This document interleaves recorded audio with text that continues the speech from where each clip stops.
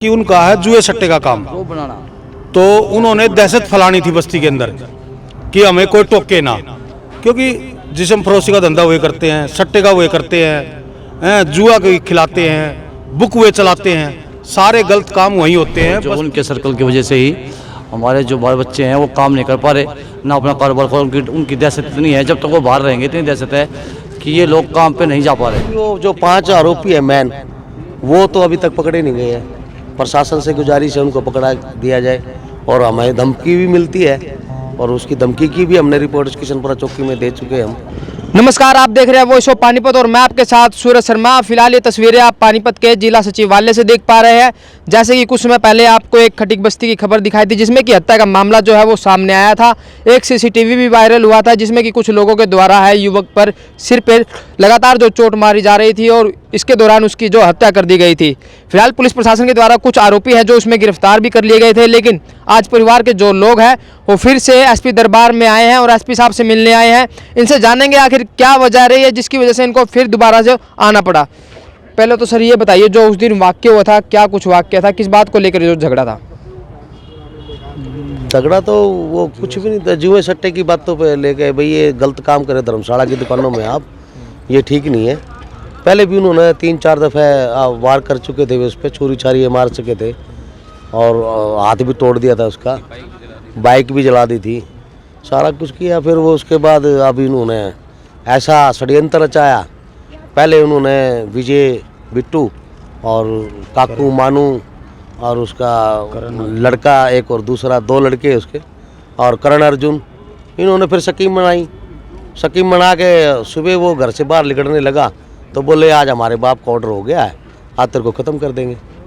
तो जैसे शाम को सुबह के टाइम वो दुकान पे गया, हमारा गत्ते का काम है कबाड़ी का, उस दुकान पे गया, वो बोला यार ऐसे ऐसे करके वो धमकी दे रहे थे। मैं चल कोई नहीं, शाम के टाइम आप दरखास्त लिखवा देंगे चौकी में। पहले भी हमने चौकी में बहुत दरखास्तें दे रखी है, धमकी की भी, इनकी सब कुछ की दरखास्त दे रखी है, जान से मारने की धमकी की। ये दरखास्त हमने कई दफ़े किशनपुरा चौकी में दे चुके हैं, एसपी ऑफिस में भी लगा चुके हैं। लेकिन कार्रवाई नहीं हुई थी क्या? कार्रवाई कुछ नहीं, बस ये हल्की फुल्की करके यार उन्होंने जैसे कर दिया, लिपापोती करके जो भी चलान करना है वो कर एक तरफ कर दिया बस। अब भाई हमने कार्रवाई कर दी, जो कार्रवाई बनती है वो कर दी हमने। देखिए, जो ये हत्या का मामला सामने आया था, इसमें सीसीटीवी भी आया था जो सिर पे लगातार जो वार किए जा रहे थे, लेकिन पुलिस प्रशासन द्वारा कुछ आरोपी भी है जो गिरफ्तार किए गए थे। उसके बाद फिर आज क्यों आए? आज इसलिए आए हैं जी, वो जो 5 आरोपी है मैन, वो तो अभी तक पकड़े नहीं गए हैं। प्रशासन से गुजारिश है उनको पकड़ा दिया जाए, और हमें धमकी भी मिलती है, और उसकी धमकी की भी हमने रिपोर्ट किशनपुरा चौकी में दे चुके हैं हम, रिकॉर्डिंग करके उसमें दी है किशनपुरा चौकी में। जो मेन आरोपी हैं वो कौन कौन है जिसके आप नाम ले रहे हो जो अभी तक पकड़े नहीं गए? विजय बिट्टू, उसके 2 लड़के प्रिंस और मयंक, और करण अर्जुन। तो ये अभी भी भारी है? ये बारी है, फरार है जी। तो कभी कोई पुलिस इनकी तरफ से कोई धमकी आई हो परिवार को, ऐसा कुछ हुआ है? हाँ धमकी आती है, धमकी आती रहती है। धमकी आई है, हमने धमकी आई है तो हमने किशनपुरा चौकी में एप्लीकेशन दी है। तो आप बताइए, जो मेन आरोपी आप बता रहे हैं वो अभी तक पुलिस की गिरफ्त से बाहर हैं? यस, गिरफ्त से बाहर हैं, और जो उनके सर्कल की वजह से ही हमारे जो बाल बच्चे हैं वो काम नहीं कर पा रहे, ना अपना कारोबार खोल। उनकी दहशत इतनी है, जब तक वो बाहर रहेंगे इतनी दहशत है कि ये लोग काम पे नहीं जा पा रहे। ठीक है जी, क्योंकि उनका ये तो पेशावर कातिल है।